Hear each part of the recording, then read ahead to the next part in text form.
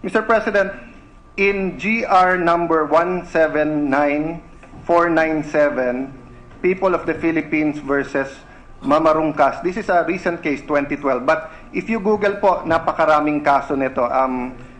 This is from one of my favorite justices, no, Justice Castillo. But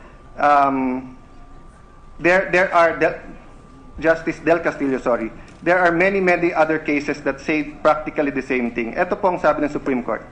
The perceived inconsistency on whether Gepayo knows Ampatuan even before the incident is inconsequential as to discredit the credibility of Gepayo's testimony. The inconsistency pointed out by the appellant pertains only to the collateral or trivial matters and has no substantial effect on the nature of the offense. In fact, it even signifies that the witness was neither coached nor was lying on the witness stand. What matters is there is no inconsistencies. Mr. President, this is the important part.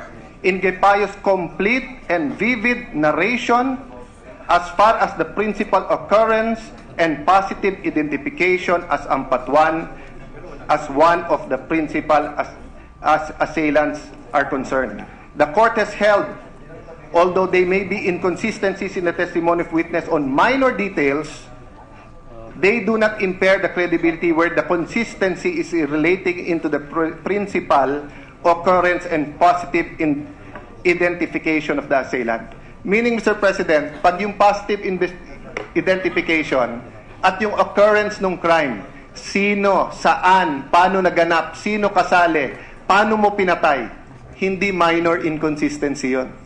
At tagtad ng inconsistencies ang testimonya ni Mr. Matubato. In fact, hindi ko na nga iisa-isahin dito.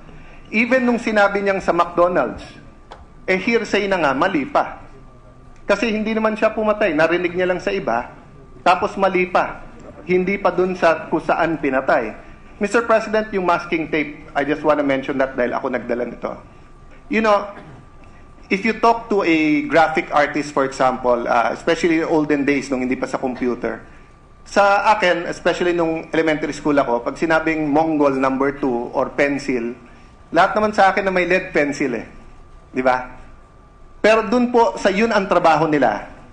Dun po, sa mga artist, may iba-ibang number yan. May iba-ibang kapal. May iba-ibang klaseng pens, pencils, etc. No? Why? That is their trade. So if you look at the killings that are now going on, where people are taped from head to toe or just their arms, it is the same as some drug cartels. I will not tell you the nationality. Yung ibang mga ambassadors umaangal na sa atin because it is linked with their drug cartels, no? But my point, Mr. President, is this. Kung tatlo kami ni Senator Manny Pacquiao dito, ang killer, hindi pwedeng nasa kotse mo may masking tape ka parate. Hindi pwedeng may lime ka kasi kung maghukay ka, lalagyan mo ng ano yun eh. May mga chemical or may mga lalagay dyan para hindi bumaho. Or right now, grabe na yung DNA, so may ilalagay ka dyan. If you're a professional killer, DDS is claimed to be professional killers, right? Remember, this isn't a homicide or one murder. They are claiming that this is organized crime. So what do I mean, Mr. President? Tatlo kami ni Senator Pacquiao, Senator Joel. Sabi, pare, may papatayin tayo. Bumili ka na ng tape. Alam na namin kung anong klaseng tape. Pag pumunta si Alan sa National Bookstore at sabihin ko masking tape at babalik ako at ipapakita ko kay Manny Pacquiao ang masking tape, ang sabihin niya sa akin, ang bobo mo naman, Alan. Kasi yung masking tape, madaling maputol yan. Ang masking tape, ganito yan. Ang masking tape, ganyan. Kung may matalas yan, kung may ganyan yan, malalagari, matatanggal yan. Ang ginagamit namin dyan, duct tape o mask or packing tape. So, kahit grade 1 ka, Mr. President, I work with a lot of professionals. No? Yung gumagawa ng sapatos ko galing Marikina, professional yan. Yung pakong bakya na ginagamit, halimbawa, at kailan gagamitin, kailan yung pandikit, anong klaseng pandikit, di ba? Yung pong pag ikaw po ay edad na natin, Mr. President, at hindi ko alam kung ilan sa atin dito ang nagpapakulay ng buhok, whether katulad ng style ni Joel Villanueva, kung natural, or ako na may puti-puti, at i-admit ko, minsan pinapaitim ko ng konti, may pangalan lahat yan, Mr. President. Hindi ko pwedeng sabihin sa gagawa, kulay lang. Di ba? May technical yan, Mr. President. So wag natin po sabihin pa ulit-ulit, grade 1 lang yan, hindi alam. Yung tao po is 57 years old, claims to be a killer, claims to be a professional. Let's not, every time he makes a mistake, let's not say grade 1 lang yan. Napakaraming magaling na tao na grade 1, hindi nakapag-aral. One of my idols, na hindi nakatapos ng college, I think high school, si Senator and then Secretary Ople. And he was one of the best labor secretaries and senators this nation has, no? Bill Gates, we can name 1 million people, thousands of people. So let's not make that as an excuse, Mr. President. Mr. President. Mr. President, let me just interject because the gentleman is saying that this is a debate, but it has been a monologue since around 4:20. Now, I'm confused now. He started with the masking tape, then he jumped to his parlor, whatever, then to Senate President Ople. Where is the debate? I'll show him where the debate is, Mr. President. The debate is when I ask him a question, but he keeps answering me na emotion na. So napipilitan ako na sabihin na lang ang point ko diretso. But if the gentleman will graciously answer, sawang-sawa na ako, basahin sa dyaryo, sabihin sa atin, ang galing ng mga Sanlonga, ang galing ng mga Tanyada, ang galing ng mga Diokno. Ba't nagagalingan din naman ako sa nandito? That's why umurong ako away from you kasi ayaw mo ako tigilan. Trina-trash talk mo ako, ayoko na magkaabutan tayo dahil ang pagkaalam ko, para tayong magkapatid at magkaibigan tayo. But now, if you're going to tell me, lalapitan mo ako dito, lapitan mo ako yakapin, yakapin kita.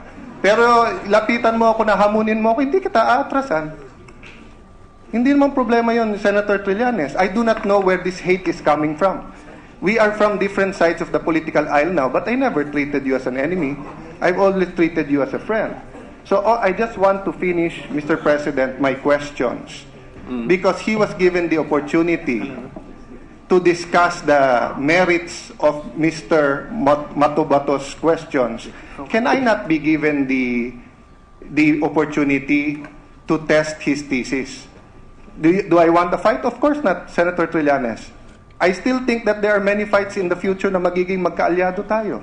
But I do not know why there is animosity just because we're in different sides now, sir. Does that mean that we cannot do this as friends? Ibig sabihin, pag iba ang tingin mo sa presidente, iba tingin ko, magkaaway at magkalaban na tayo? Mr. President, does the gentleman sense any animosity in my tone of voice? I believe I am at my calmest.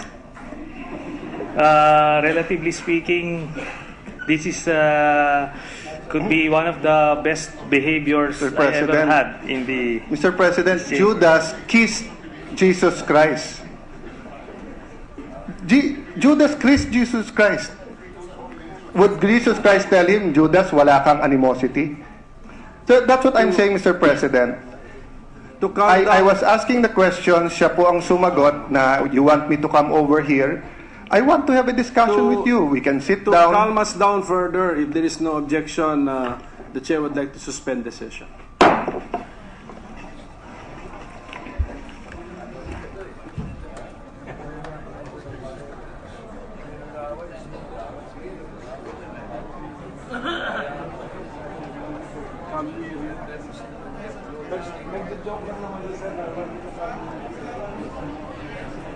If it gets that's it.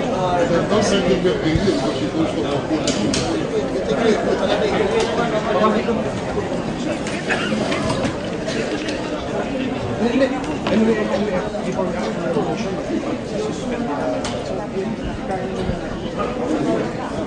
Kasi before we have to do motion, suspend ko naman talaga. Okay ka lang.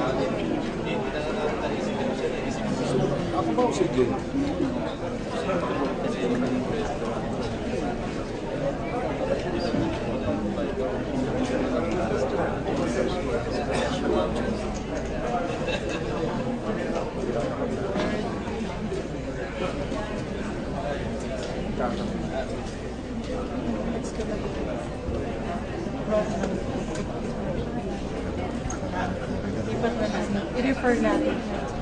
I-refer natin. Miss Marie.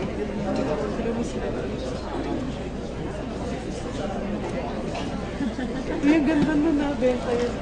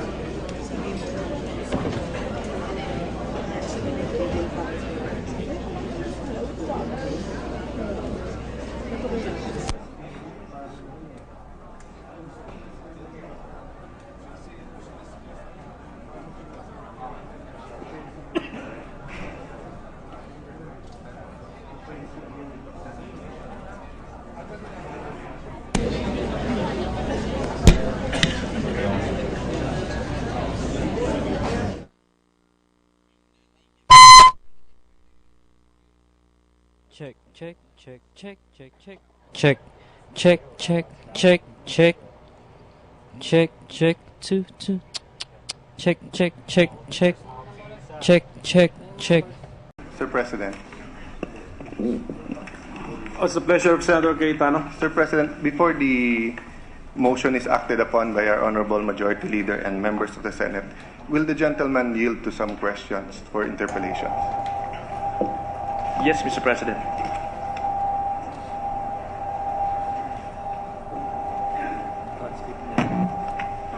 Thank you, Mr. President. Mr. President, this is very serious allegations.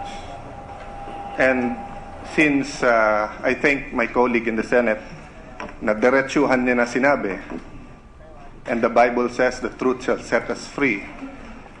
So that means that either we have a mass murderer as a president or we have mass liars as his critics.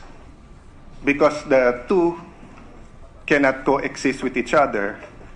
And I thought that's why we have the committee system, so that we can ferret that out in the committee, because the presentation today here was actually in violation of our rules.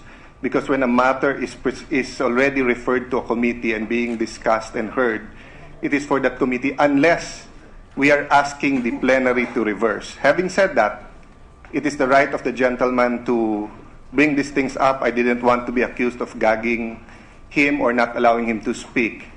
but I ask for his patience. I know this is a very emotional issue for all Filipinos, but as he is doing his job, may he allow me to do my job.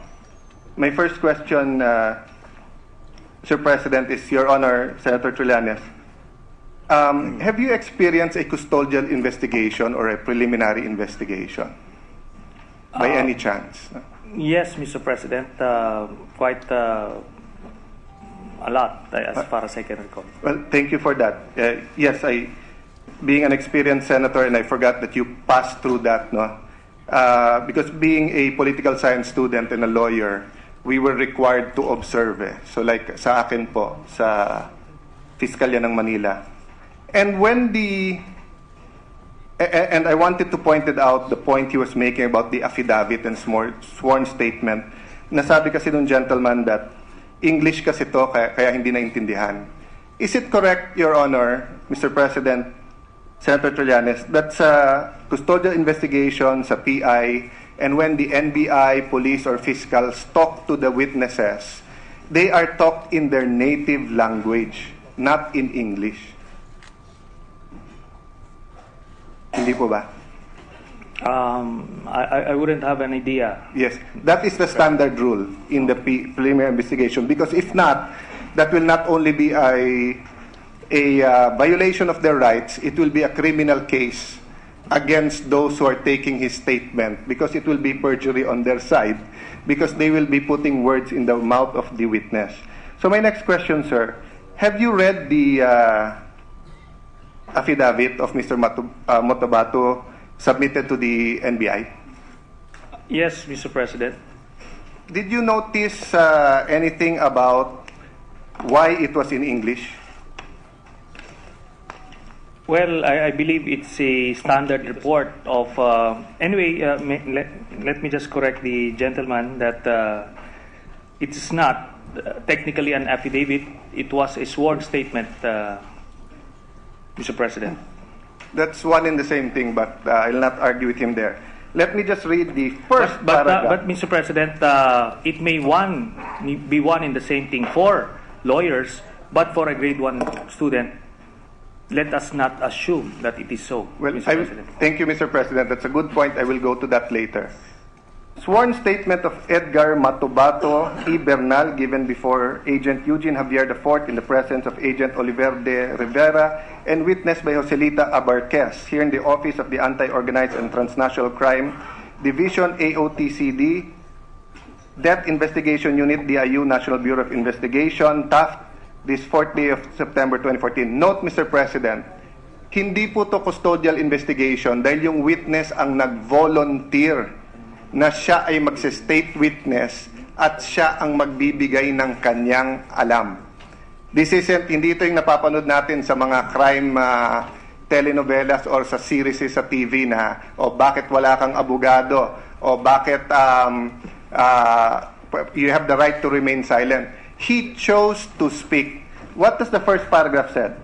The following questions were asked in the dialect known to the affiant, and thereafter truly and accurately translated in the English language. So, Mr. President, hindi po totoo yung sinabi ni Senator Trillanes kanina na dahil English, hindi naiintindihan nung affiant or ni Mr. Matobato. Sapagkat in-explain to sa kanya, may witnesses, binisaya, tinagalog, at okay. Second point, Mr. President. Senator Trillanes, are you aware where this affidavit went after the NBI? Mr. President, this representation is willing to submit and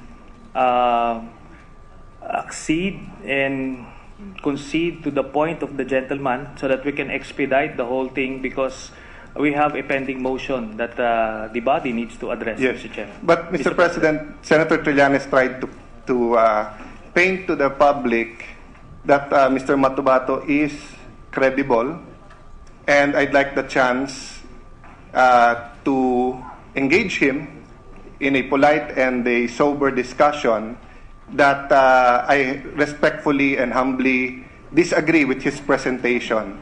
That was his assessment. it's not my assessment. But instead of giving my assessment and standing on a question of personal privilege, pabayaan natin ang publiko ang makinig kung ano ang tama, sino tama, at sila mag-judge kay Mr. Matubato. Having said that, sir, I ask you if you know where it went, because it went to the Department of Justice that accepted his affidavit. That kept him in the witness protection program. And that affidavit was partially used to file the cases, which was dismissed.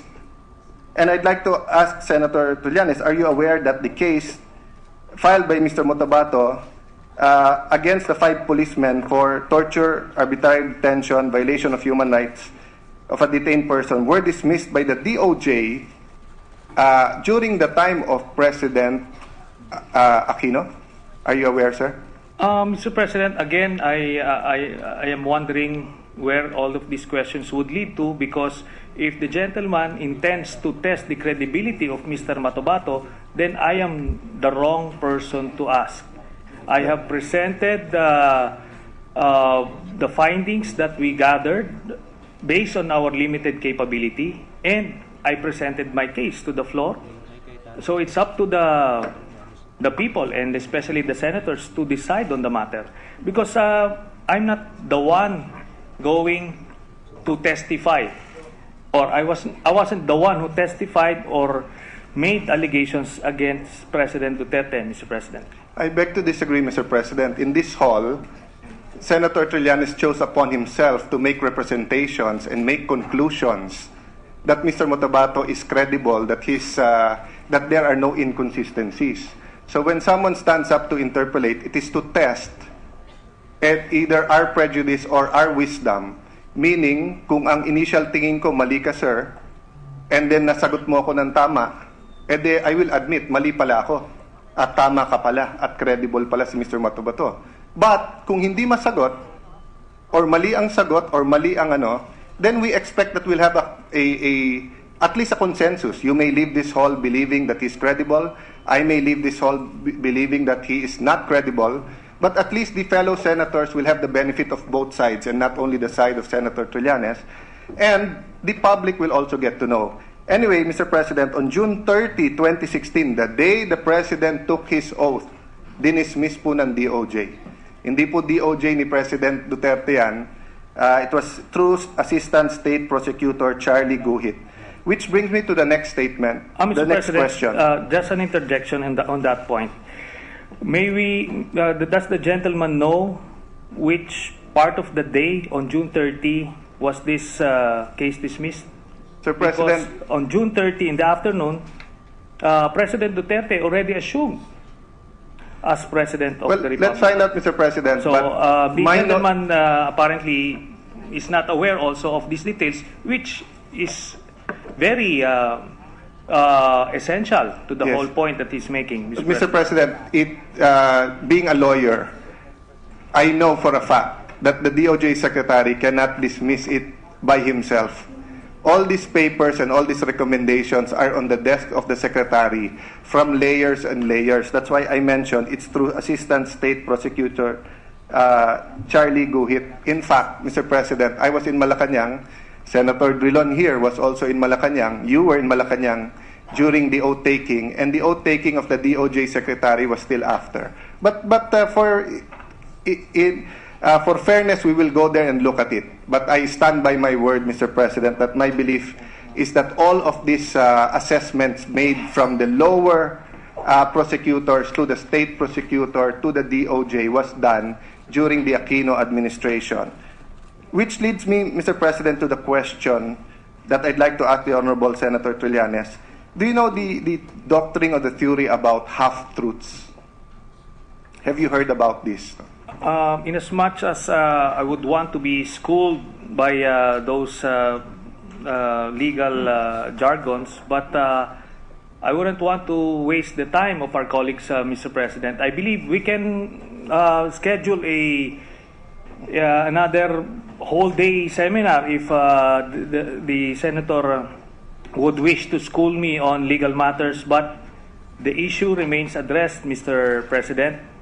The motion is presented on the floor, and we have yet to decide on the matter, Mr. President. Mr. President, I do not wish to school anyone. It's not for me. In fact, I approached some of the senators here to help mentor me during this time because I'm used to being in the opposition.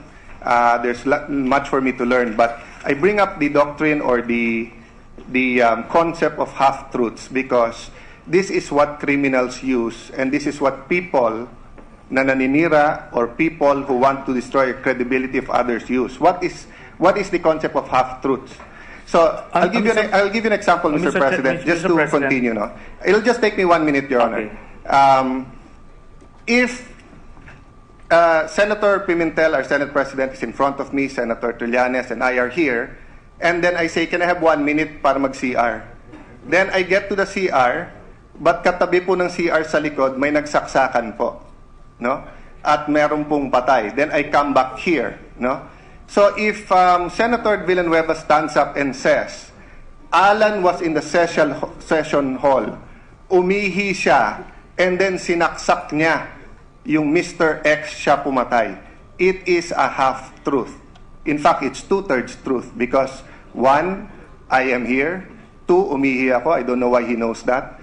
But 3, hindi totoo na siya ay pinatay ko. I say that because the presentation of Senator Trillanes were full of half-truths. Wala naman pong pinag-usapan na meron po talagang 1993 bombing ng katedral at ng moske. And yung mga ninarrate ni Mr. Matubato, pwede niyang basahin sa diaryo yon tapos dugtungan. That goes to my second question, my third question, Senator Trillanes, Mr. President. The nature of the testimony has to be or cannot be hearsay. So may I ask the good senator, how much of the testimony, in his opinion, of Mr. Matubato was hearsay? Well, let me address the first point first, Mr. President, because the gentleman has a tendency to jump from one subject to the other.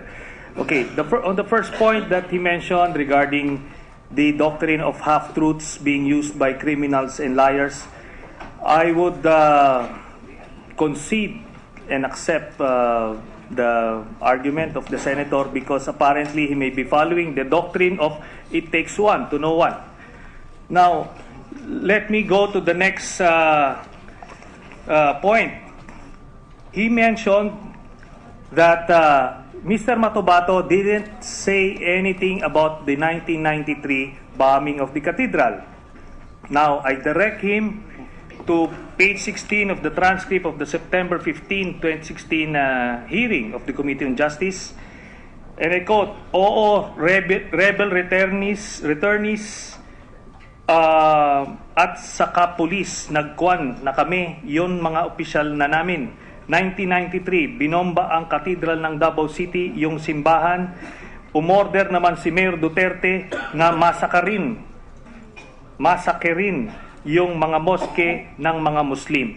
Now, just this point would highlight the example that it is the gentleman who is practicing that doctrine of half-truths being used by criminals and liars. So, there's so many of that. That's why we needed to present the truth in this earlier presentation, because precisely the gentleman twisted so many information, so many facts during the last hearing. Again, Mr. President, if the gentleman is opposing, then I believe it is time to divide the House. I'm not Mr. President. opposing yet. I ask if he's willing to be interpellated.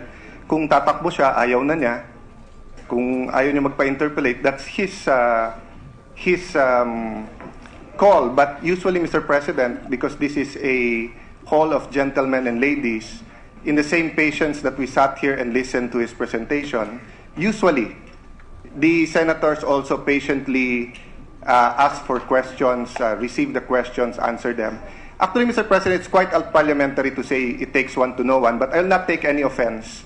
I'm used to that kind of, even now sa cellphone, araw-araw, there's a brigade curse, etc., me, and etc., and it's okay. But I'll just follow his logic. It takes one to know one. So he says, I'm a person of half-truth. That's why huli ko si Matubato na nag-half-truth.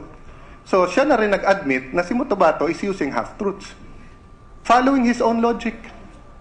I will sacrifice my own credibility.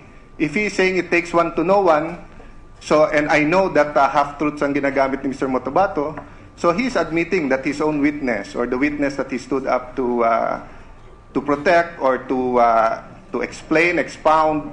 But having said that, Mr. President, hindi po ako ang testigo.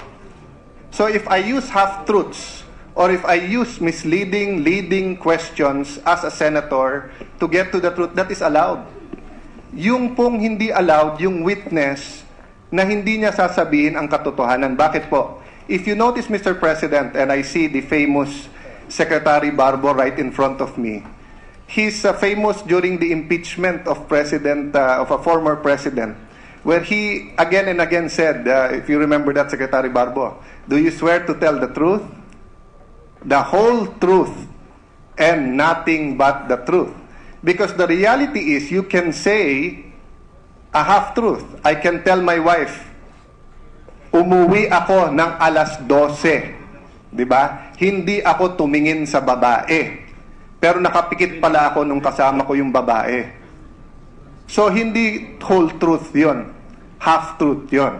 But I ask that, Mr. President, in coordination with the question of hearsay, with the patience of Senator Trillanes, I didn't jump to a next. It's connected. Again and again, it has been proven. I also have my presentation, but I will not bore you with it. I will submit it to the Committee on Justice. And the good Senator Gordon has instructed us not to lecture the members. He has instructed us that if we have observations, we submit it to the committee, we discuss it among ourselves, then we will vote upon it. So, but because Senator Trillanes brought this up, I'm forced to also give my own observations. No? Every time that we look at Mr. Motobato's testimony, he jumps from pretending to have personal knowledge, going to hearsay. The best example dyan is yung kay Mr. Macdum. Sa affidavit po, pinakita na rin po ito ni Senator Trillanes, ang sabi niya, ang sinabi po niya doon, ang sinabi po niya dito ay terrorist lang. Terrorist lang. Tinanong ko siya, asawa yon ng asawa ng pinsan mo. Magpinsan yung asawa nyo. Papatayin mo, sinabi terrorist lang, walang paliwanag. That is contrary to human experience. Kung magpinsan ang asawa namin ni Senator Manny Pacquiao at balak akong gulpihin, hindi nga patayin, gulpihin.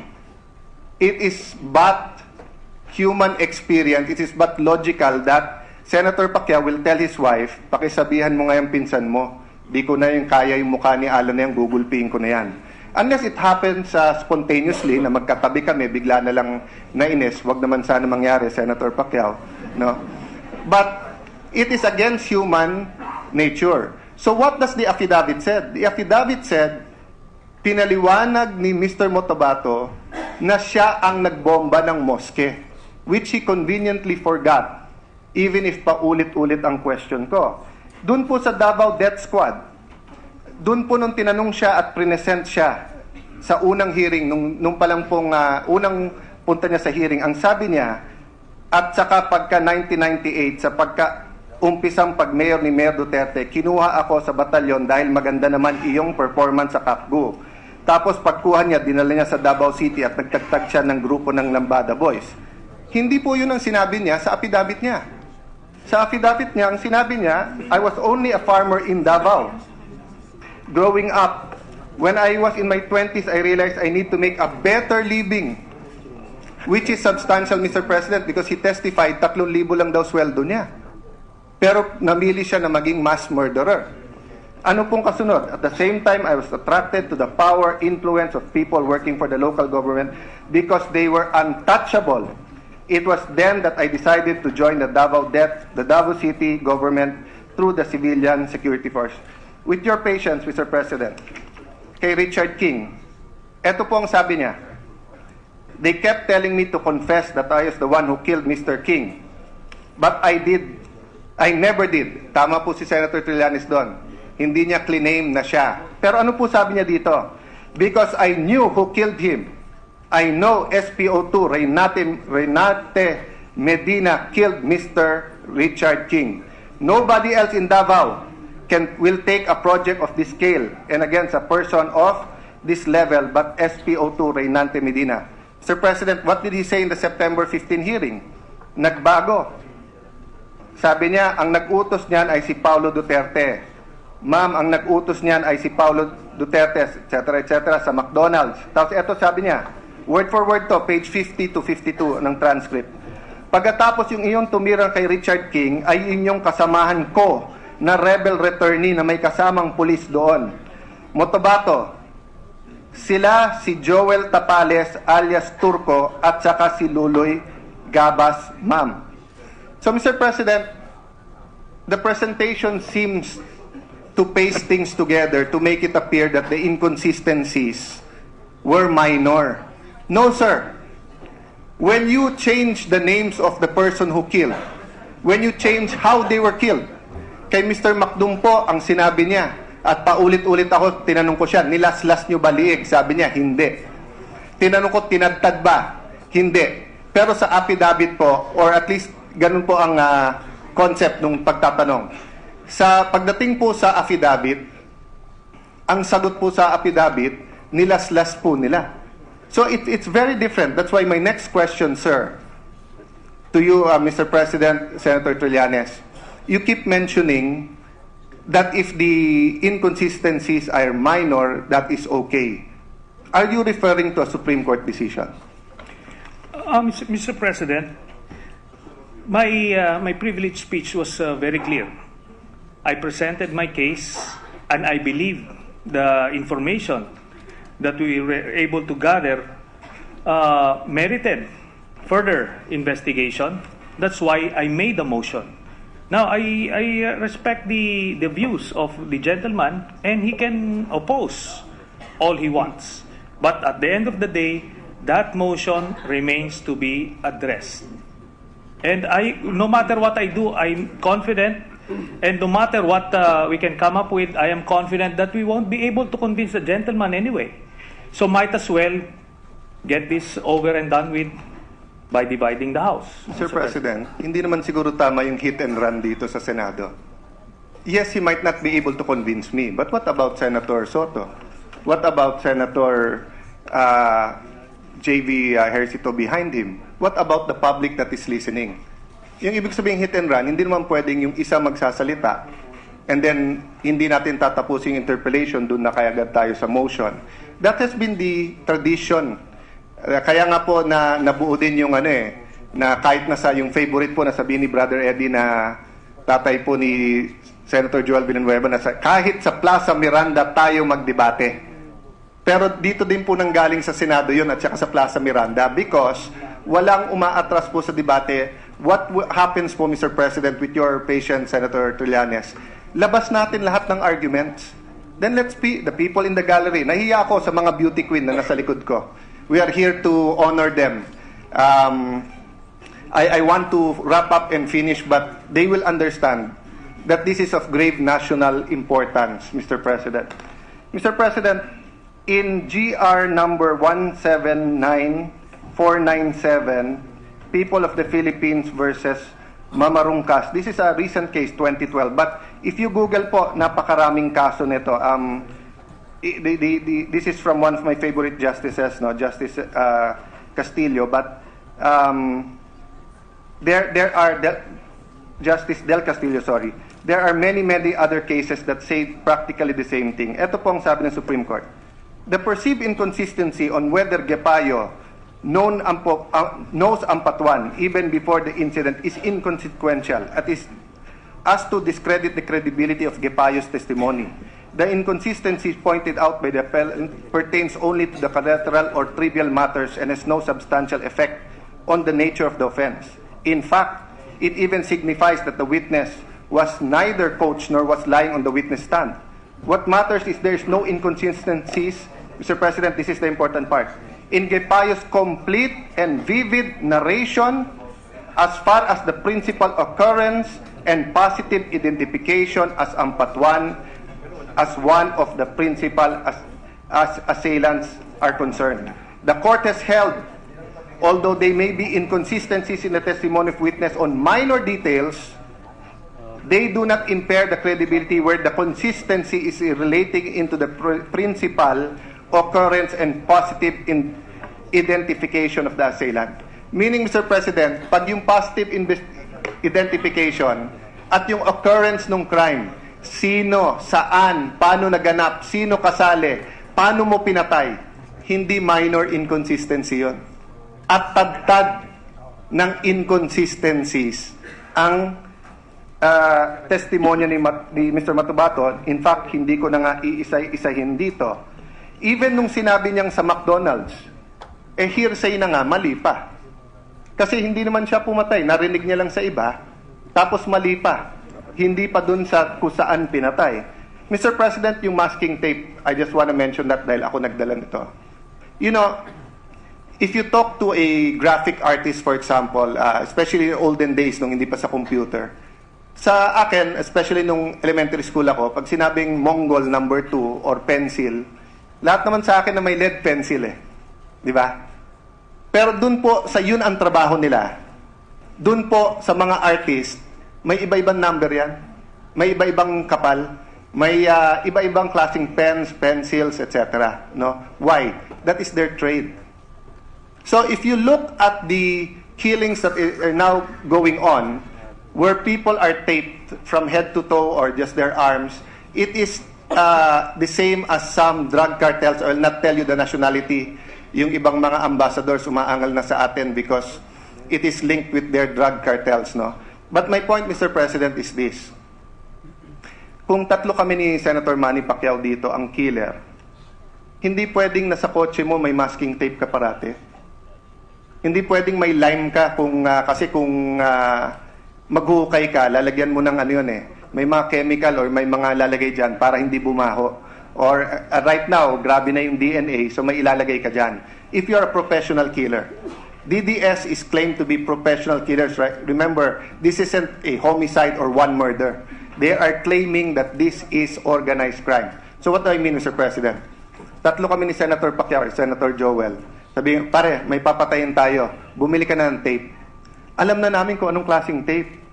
Pag pumunta si Alan sa National Bookstore at sabihin ko masking tape at babalik ako at ipapakita ko kay Manny Pacquiao ang masking tape, ang sabihin niya sa akin, ang bobo mo naman, Alan. Kasi yung masking tape, madaling maputol yan. Ang masking tape, ganito yan. Ang masking tape, ganyan. Kung may matalas yan, kung may ganyan yan, malalagari, matatanggal yan. Ang ginagamit namin dyan, duct tape o mask or packing tape. So, kahit grade 1 ka, Mr. President, I work with a lot of professionals. No? Yung gumagawa ng sapatos ko galing Marikina, professional yan. Yung pakong bakya na ginagamit halimbawa at kailan gagamitin, kailan yung pandikit, anong klaseng pandikit, di ba? Yung pong pag ikaw po ay edad na natin, Mr. President, at hindi ko alam kung ilan sa atin dito ang nagpapakulay ng buhok, whether katulad ng style ni Joel Villanueva, kung natural, or ako na may puti-puti, at i-admit ko, minsan pinapaitim ko ng konti. May pangalan lahat yan, Mr. President. Hindi ko pwedeng sabihin sa gagawa, kulay lang. Diba? May technical yan, Mr. President. So wag natin po sabihin pa ulit-ulit, grade 1 lang yan, hindi alam. Yung tao po is 57 years old, claims to be a killer, claims to be a professional. Let's not, every time he makes a mistake, let's not say grade 1 lang yan. Napakaraming magaling na tao na grade 1, hindi nakapag-aral. One of my idols na hindi nakatapos ng college, I think high school, si Senator and then Secretary Ople. And he was one of the best labor secretaries and senators this nation has, no? Bill Gates, we can name 1 million people or thousands of people. So let's not make that as an excuse, Mr. President. Mr. President. Mr. President, let me just interject because the gentleman is saying that this is a debate. but it has been a monologue since around 4:20. Now, I'm confused now. He started with the masking tape, then he jumped to his parlor, whatever, then to Senate President Ople. Where is the debate? I'll show him where the debate Okay. is, Mr. President. The debate is when I ask him a question, but he keeps answering me na emotion na. So napipilitan ako na sabihin na lang ang point ko Okay. diretso. Yung tao, Senado to, sawang-sawa na ako, basahin sa dyaryo, sabihin sa atin, ang galing ng mga Sanlonga, ang galing ng mga Tanyada, ang galing ng mga Diokno. Ba't nagagalingan din naman ako sa nandito? That's why umurong ako away from you kasi ayaw mo ako tigilan. Trina-trash talk mo ako, ayoko na magkaabutan tayo dahil ang pagkaalam ko, para tayong magkapatid at magkaibigan tayo. But now, if you're going to tell me, lalapitan mo ako dito, lapitan mo ako yakapin, yayakapin kita. Pero lapitan mo ako na hamunin mo ako, hindi kita aatrasan. Hindi naman problema yon, Senator Trillanes. I do not know where this hate is coming from. We are from different sides of the political aisle now, but I never treated you as an enemy. I've always treated you as a friend. So I just want to finish, Mr. President, my questions. Because he was given the opportunity to discuss the merits of Mr. Matubato's questions. Can I not be given the opportunity to test his thesis? Do I want a fight? Of course not, Senator Trillanes. I still think that there are many fights in the future na magiging magkaalyado tayo. But I do not know why there is animosity just because we're in different sides now, sir. Does that mean that we cannot do this as friends? Ibig sabihin, pag iba ang tingin mo sa presidente, iba tingin ko, magkaaway at magkalaban na tayo? Mr. President, does the gentleman sense any animosity in my tone of voice? I believe I am at my calmest. Relatively speaking, this is could be one of the best behaviors Mr. I ever President. had in the. Mr. President, Judas kissed Jesus Christ. Judas kissed Jesus Christ. Would Jesus Christ tell him, Judas, wala kang animosity? So that's what I'm saying, Mr. President. To calm I down, was asking the question, siya po ang sumagot na you want me to come over here. I want to have a discussion To- with you. We can sit to down. calm us down further, if there is no objection, the chair would like to suspend the session.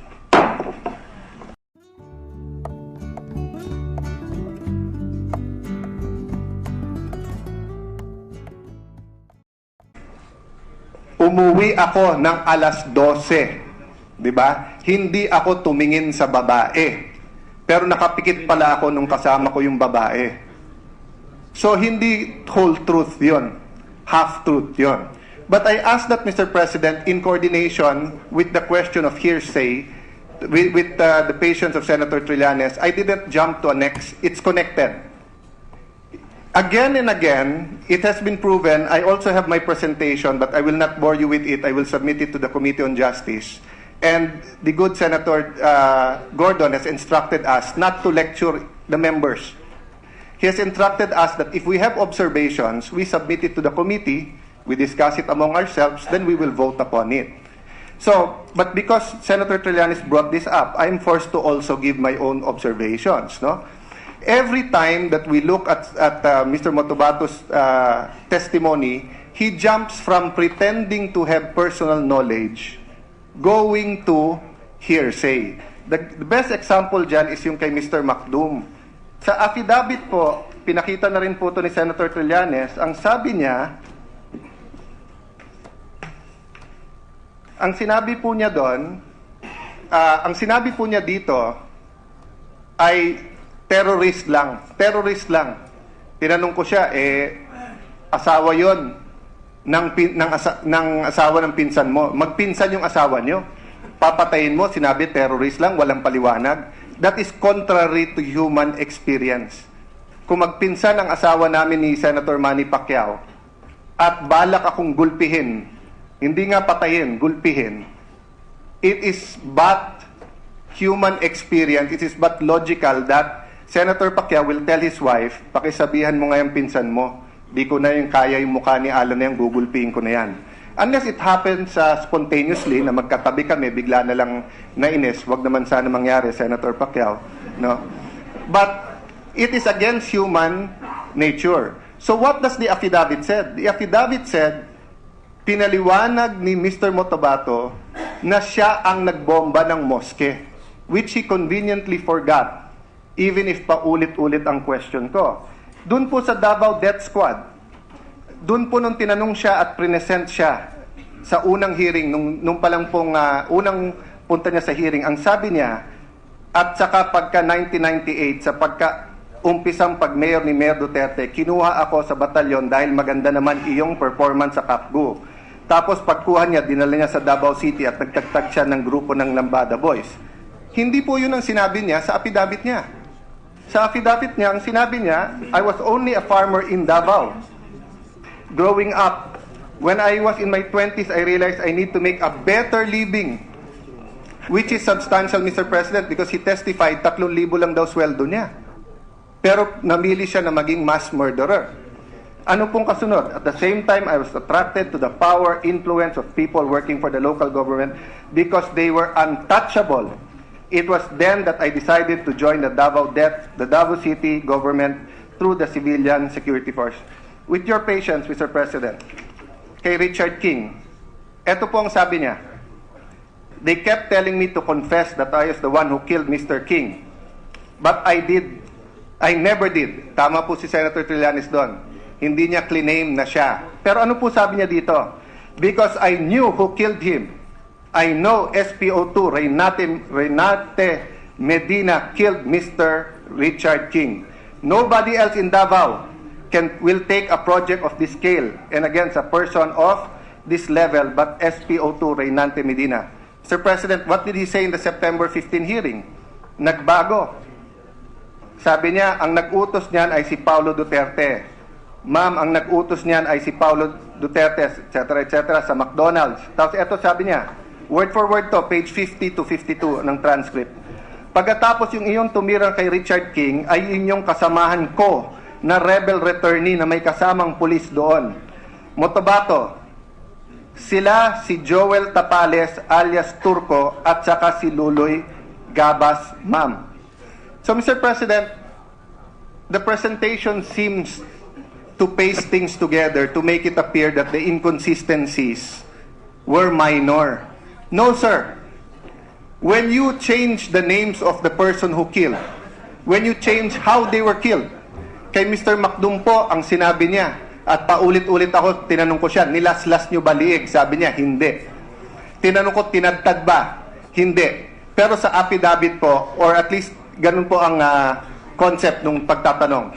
Sa pagdating po sa affidavit, ang sagot po sa affidavit, nilaslas po nila. So it's very different. That's why my next question, sir, to you, Mr. President, Senator Trillanes, you keep mentioning that if the inconsistencies are minor, that is okay. Are you referring to a Supreme Court decision? Mr. President, my privileged speech was very clear. I presented my case, and I believe the information that we were able to gather merited further investigation. That's why I made the motion. Now, I respect the views of the gentleman, and he can oppose all he wants. But at the end of the day, that motion remains to be addressed. And no matter what I do, I'm confident, and no matter what we can come up with, I am confident that we won't be able to convince the gentleman anyway. So might as well get this over and done with by dividing the House. Mr. President, hindi naman siguro tama yung hit and run dito sa Senado. Yes, he might not be able to convince me, but what about Senator Soto? What about Senator J.V. Hercito behind him? What about the public that is listening? Yung ibig sabihin hit and run, hindi naman pwedeng yung isa magsasalita and then hindi natin tatapusin yung interpellation, doon na kayagad tayo sa motion. That has been the tradition. Kaya nga po na nabuo din yung na kahit nasa yung favorite po na sabihin ni Brother Eddie na tatay po ni Senator Joel Villanueva na kahit sa Plaza Miranda tayo magdebate. Pero dito din po nanggaling sa Senado yun at saka sa Plaza Miranda because walang umaatras po sa debate. What happens po, Mr. President, with your patient, Senator Trillanes? Labas natin lahat ng arguments. Then let's be the people in the gallery. Nahiya ako sa mga beauty queen na nasa likod ko. We are here to honor them. I want to wrap up and finish, but they will understand that this is of grave national importance, Mr. President. Mr. President, in GR number 179497, People of the Philippines versus Mamarungkas. This is a recent case, 2012. But if you Google po, napakaraming kaso nito. This is from one of my favorite justices, no, Justice Castillo. But there are Justice Del Castillo, sorry. There are many other cases that say practically the same thing. Ito po ang sabi ng Supreme Court. The perceived inconsistency on whether Gepayo knows Ampatuan even before the incident is inconsequential. Mr. President, in GR number 179497, People of the Philippines versus Mamarungkas. This is a recent case, 2012. But if you Google po, napakaraming kaso nito. This is from one of my favorite justices, no, Justice Castillo. But there are Justice Del Castillo, sorry. There are many other cases that say practically the same thing. Ito po ang sabi ng Supreme Court. The perceived inconsistency on whether Gepayo knows Ampatuan even before the incident is inconsequential. As to discredit the credibility of Gepayo's testimony. The inconsistency pointed out by the appellant pertains only to the collateral or trivial matters and has no substantial effect on the nature of the offense. In fact, it even signifies that the witness was neither coached nor was lying on the witness stand. What matters is there is no inconsistencies. Mr. President, this is the important part.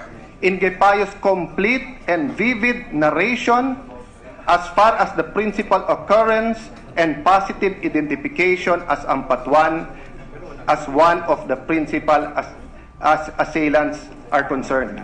The court has held, although there may be inconsistencies in the testimony of witness on minor details, they do not impair the credibility where the consistency is relating into the principal occurrence and positive identification of the assailant. Meaning, Mr. President, pag yung positive identification at yung occurrence ng crime, sino, saan, paano naganap, sino kasali, paano mo pinatay, hindi minor inconsistency yun. At tagtag ng inconsistencies ang testimonya ni Mr. Matubato. In fact, hindi ko na nga iisa-isahin dito. Even nung sinabi niyang sa McDonald's, hearsay na nga, mali pa. Kasi hindi naman siya pumatay, narinig niya lang sa iba, tapos mali pa. Hindi pa dun sa kung saan pinatay. Mr. President, yung masking tape, I just want to mention that dahil ako nagdala nito. You know, if you talk to a graphic artist, for example, especially in olden days, nung hindi pa sa computer, sa akin, especially nung elementary school ako, pag sinabing Mongol number 2 or pencil, lahat naman sa akin na may lead pencil eh. Di ba? Pero dun po, sa yun ang trabaho nila. Dun po, sa mga artist, may iba-ibang number yan. May iba-ibang kapal. May iba-ibang klaseng pens, pencils, etc. No? Why? That is their trade. So if you look at the killings that are now going on, where people are taped from head to toe or just their arms, it is the same as some drug cartels. I will not tell you the nationality. Yung ibang mga ambassadors umaangal na sa atin because it is linked with their drug cartels, no? But my point, Mr. President, is this. Kung tatlo kami ni Senator Manny Pacquiao dito, ang killer, hindi pwedeng nasa kotse mo may masking tape ka parati.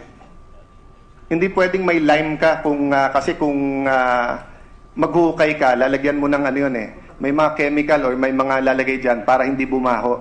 Or right now, grabe na yung DNA, so may ilalagay ka dyan. If you're a professional killer, DDS is claimed to be professional killers, right? Remember, this isn't a homicide or one murder. They are claiming that this is organized crime. So what do I mean, Mr. President? Tatlo kami ni Senator Pacquiao, Senator Joel.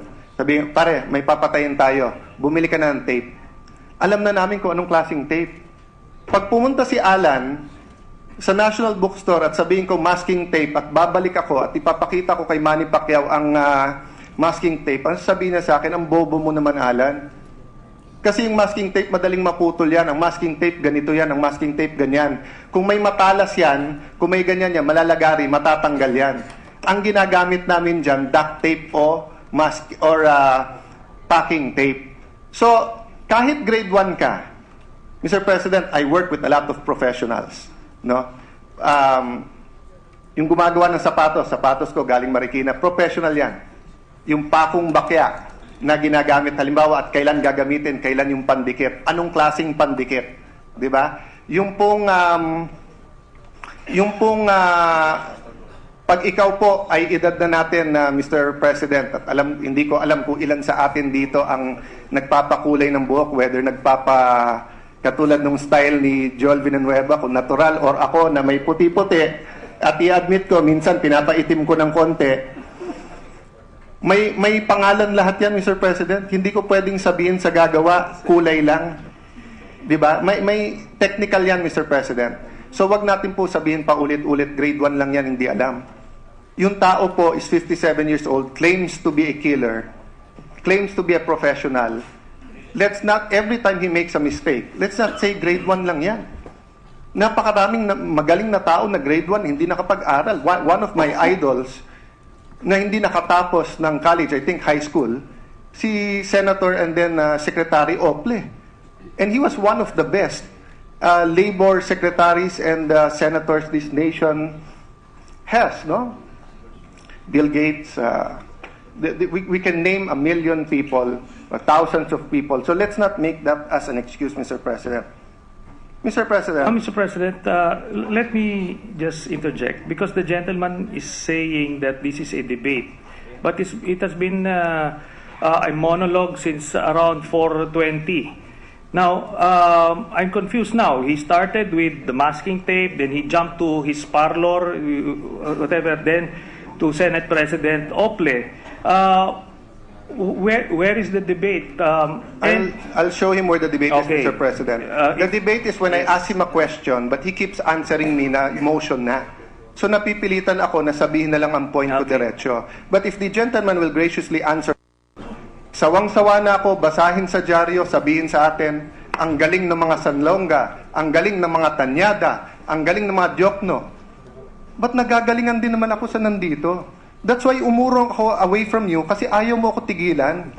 Trina-trash talk mo ako, ayaw ko na magkaabutan tayo dahil ang pagkaalam ko, para tayong magkapatid at magkaibigan tayo.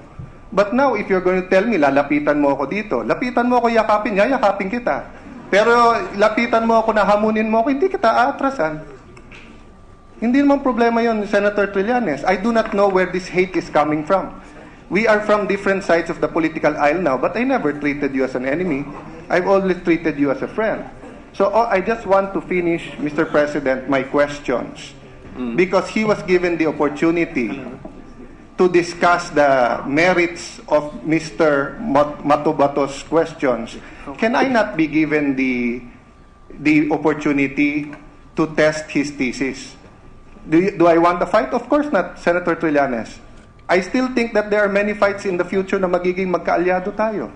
But I do not know why there is animosity just because we're in different sides now, sir. Does that mean that we cannot do this as friends? Ibig sabihin, pag iba ang tingin mo sa presidente, iba tingin ko, magkaaway at magkalaban na tayo? Mr. President, does the gentleman sense any animosity in my tone of voice? I believe I am at my calmest. Relatively speaking, this is could be one of the best behaviors Mr. I ever President. had in the. Mr. President, Judas kissed Jesus Christ. Judas kissed Jesus Christ. Would Jesus Christ tell him, Judas, wala kang animosity? So that's what I'm saying, Mr. President.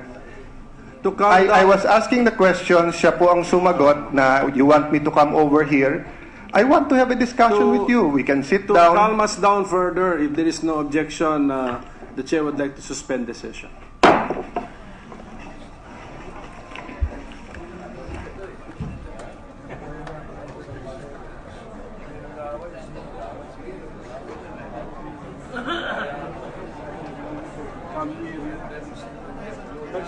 If it gets don't send him with the email because he goes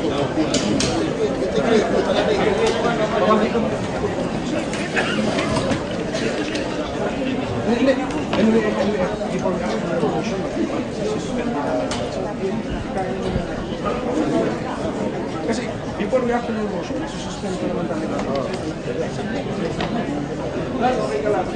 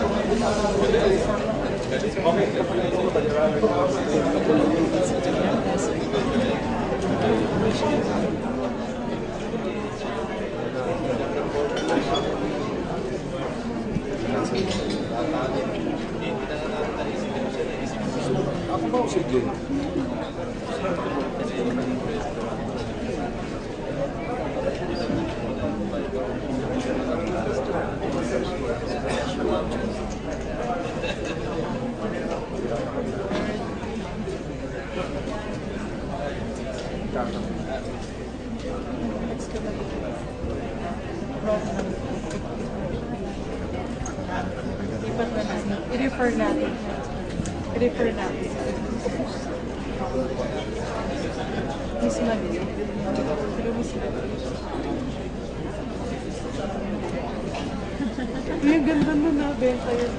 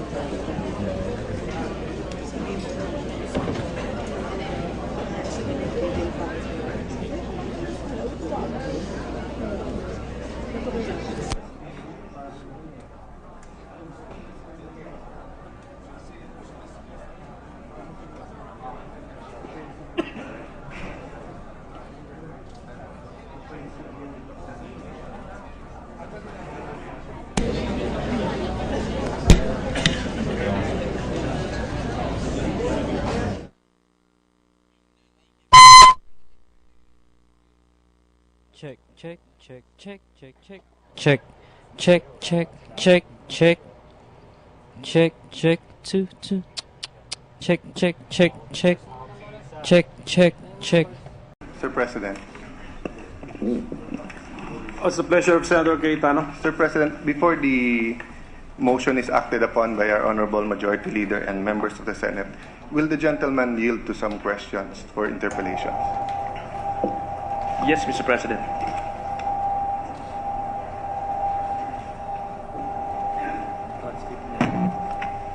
Thank you, Mr. President. Mr. President, this is very serious allegations. And since I think my colleague in the Senate na diretsuhan niya na sinabi, and the Bible says the truth shall set us free. So that means that either we have a mass murderer as a president or we have mass liars as his critics. Because the two cannot coexist with each other. And I thought that's why we have the committee system, so that we can ferret that out in the committee, because the presentation today here was actually in violation of our rules. Because when a matter is already referred to a committee and being discussed and heard, it is for that committee unless we are asking the plenary to reverse. Having said that, it is the right of the gentleman to bring these things up. I didn't want to be accused of gagging him or not allowing him to speak. But I ask for his patience. I know this is a very emotional issue for all Filipinos. But as he is doing... Is very essential to the Yes. whole point that he's making, Mr. President, being a lawyer, I know for a fact that the DOJ Secretary cannot dismiss it by himself. All these papers and all these recommendations are on the desk of the Secretary from layers and layers. That's why I mentioned it's through Assistant State Prosecutor Charlie Guhit. In fact, Mr. President, I was in Malacanang. Senator Drilon here was also in Malacanang. You were in Malacanang during the oath-taking, and the oath-taking of the DOJ Secretary was still after. But for fairness, we will go there and look at it. But I stand by my word, Mr. President, that my belief is that all of these assessments made from the lower prosecutors to the state prosecutor to the DOJ was done during the Aquino administration. Which leads me, Mr. President, to the question that I'd like to ask the Honorable Senator Trillanes. Do you know the doctrine or the theory about half-truths? Have you heard about this? In as much as I would want to be schooled by those legal jargons, but I wouldn't want to waste the time of our colleagues, Mr. President. I believe we can schedule another whole day seminar if the senator would wish to school me on legal matters, but the issue remains addressed, Mr. President. The motion is presented on the floor, and we have yet to decide on the matter, Mr. President. Mr. President, I do not wish to school anyone. It's not for me. In fact, I approached some of the senators here to help mentor me during this time because I'm used to being in the opposition. There's much for me to learn. But I bring up the doctrine or the concept of half-truths because this is what criminals use, and this is what people na naninira or people who want to destroy credibility of others use. What is the concept of half-truths?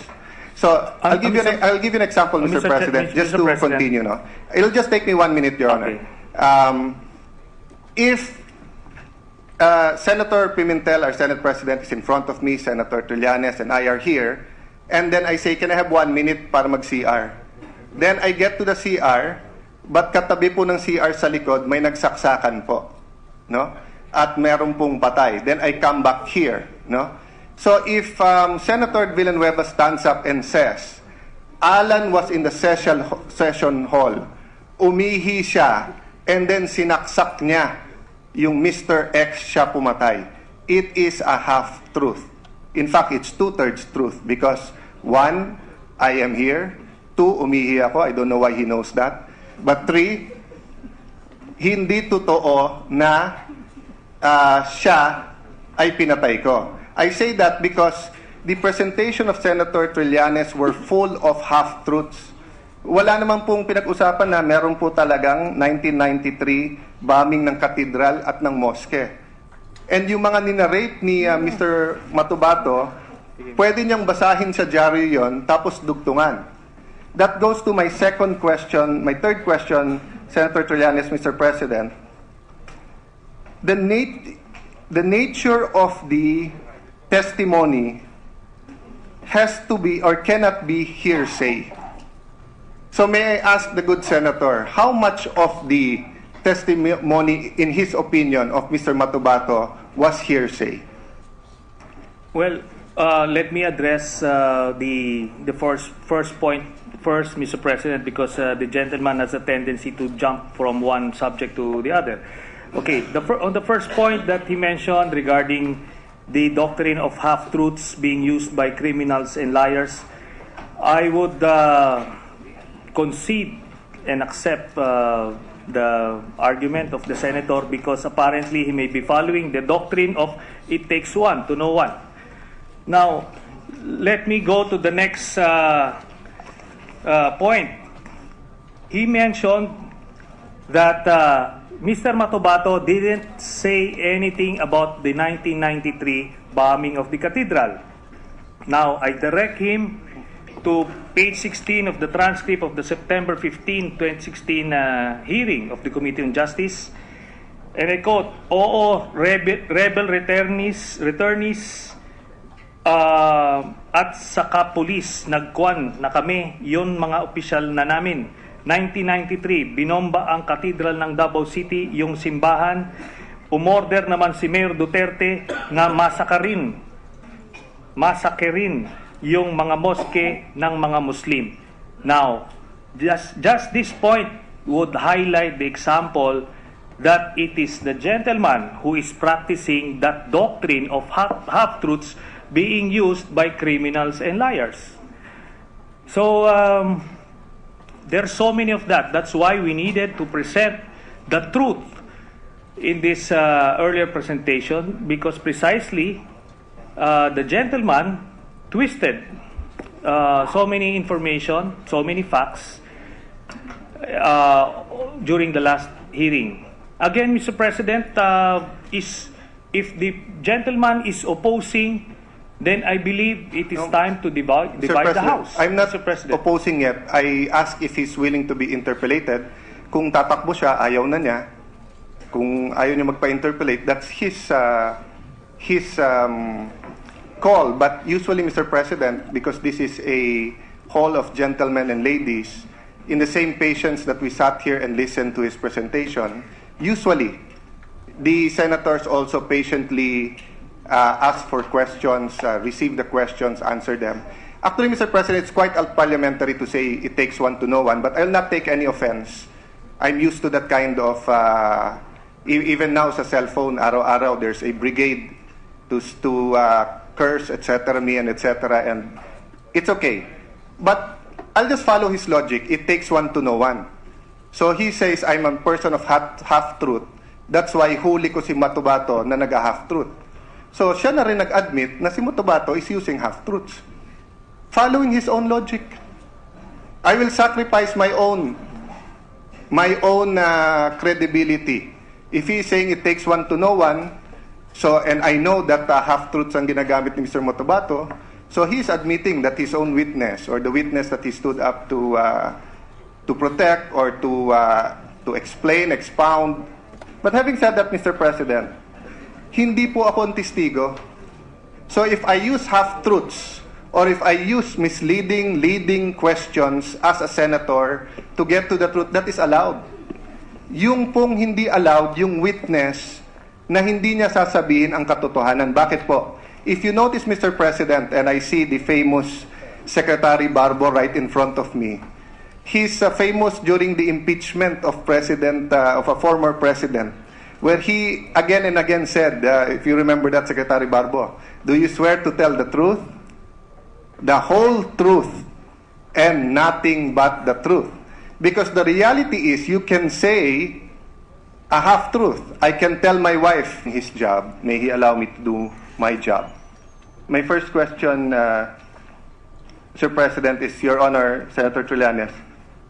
Have you experienced a custodial investigation or a preliminary investigation? By any chance? Yes, Mr. President, quite a lot, as far as I can recall. Well, thank you for that. Yes, being an experienced senator, and I forgot that you passed through that, no? Because being a political science student and a lawyer, we were required to observe. So like sa akin po, sa Fiskalya ng Manila. And when and I wanted to point it out, the point he was making about the affidavit and sworn statement, nasabi kasi nung gentleman that English kasi to, kaya hindi naintindihan. Is it correct, Your Honor, Mr. President, Senator Trillanes, that sa custodial investigation, sa PI, and when the NBI, police, or fiscals talk to the witnesses, they are talked in their native language, not in English? Hindi po ba? I wouldn't have an idea. Yes, that is the standard rule in the preliminary investigation, because if not, that will not only be a violation of their rights, it will be a criminal case against those who are taking his statement, because it will be perjury on their side, because they will be putting words in the mouth of the witness. So my next question, sir, have you read the affidavit of Mr.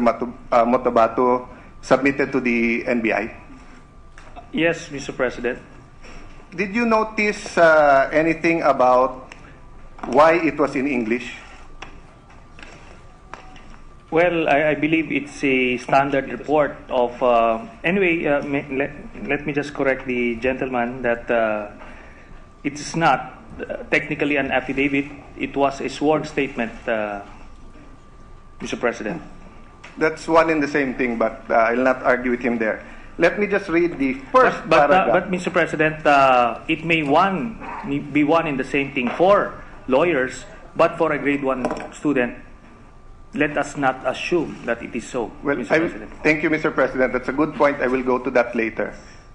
Sworn statement of Edgar Matobato E. Bernal given before Agent Eugene Javier IV in the presence of Agent Oliver de Rivera and witnessed by Joselita Abarquez here in the Office of the Anti-Organized and Transnational Crime Division AOTCD, Death Investigation Unit, DIU, National Bureau of Investigation, Taft, this 4th day of September 2014. Note, Mr. President, hindi po to custodial investigation dahil yung witness ang nag-volunteer na siya ay magse-state witness at siya ang magbibigay ng kanyang alam. This isn't, hindi ito yung napapanood natin sa mga crime telenovelas or sa series sa TV na, o bakit wala kang abogado, o bakit you have the right to remain silent. He chose to speak. What does the first paragraph said? The following questions were asked in the dialect known to the affiant, and thereafter truly and accurately translated in the English language. So, Mr. President, hindi po totoo yung sinabi ni Senator Trillanes kanina na dahil English, hindi naiintindihan nung affiant or ni Mr. Matobato. Sapagkat inexplain to sa kanya, may witnesses, binisaya, tinagalog, at okay. Second point, Mr. President. Senator Trillanes, are you aware where this affidavit went after the NBI? Mr. President, this representation is willing to submit and accede and concede to the point of the gentleman so that we can expedite the whole thing, because we have a pending motion that the body needs to address, Yes. Mr. Chair. But, Mr. President, Senator Trillanes tried to paint to the public that Mr. Matobato is credible, and I'd like the chance to engage him in a polite and a sober discussion that I respectfully and humbly disagree with his presentation. That was his assessment. It's not my assessment. But instead of giving my assessment and standing on a question of personal privilege, pabayaan natin ang publiko ang makinig kung ano ang tama, sino tama, at sila mag-judge kay Mr.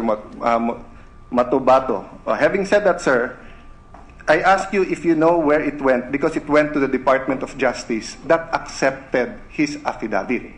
That kept him in the witness protection program. And that affidavit was partially used to file the cases, which was dismissed.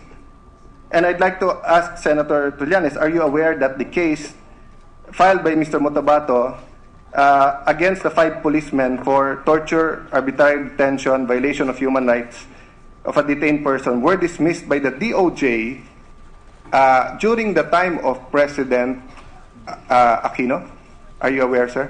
Mr. President, again, I am wondering where all of these questions would lead to, because if the gentleman intends to test the credibility of Mr. Matubato, then I am the wrong person to ask. I have presented the findings that we gathered based on our limited capability, and I presented my case to the floor. So it's up to the people, and especially the senators, to decide on the matter, because I'm not the one going to testify, or I wasn't the one who testified or made allegations against President Duterte, Mr. President. I beg to disagree, Mr. President. In this hall, Senator Trillanes chose upon himself to make representations and make conclusions that Mr. Mutabato is credible, that that there are no inconsistencies. So when someone stands up to interpolate, it is to test either our prejudice or our wisdom. Meaning, kung ang initial tingin ko, mali ka, sir, and then nasagot mo ako ng tama, edi I will admit, mali pala ako. At tama ka pala, at credible pala si Mr. Matubato. But, kung hindi masagot, or mali ang sagot, or mali ang then we expect that we'll have at least a consensus. You may leave this hall believing that he's credible. I may leave this hall believing that he is not credible. But at least the fellow senators will have the benefit of both sides, and not only the side of Senator Trillanes. And the public will also get to know. Anyway, Mr. President, on June 30, 2016, the day the President took his oath, dinismiss po ng DOJ. Hindi po DOJ ni President Duterte yan. It was through Assistant State Prosecutor Charlie Guhit. Which brings me to the next statement, Mr. the next President, question. Just an interjection on that point. May does the gentleman know which part of the day on June 30 was this case dismissed? Sir President, Because on June 30 in the afternoon, President Duterte already assumed as President of the Republic. let's find out, Mr. President. So but the my gentleman apparently is not aware also of these details, which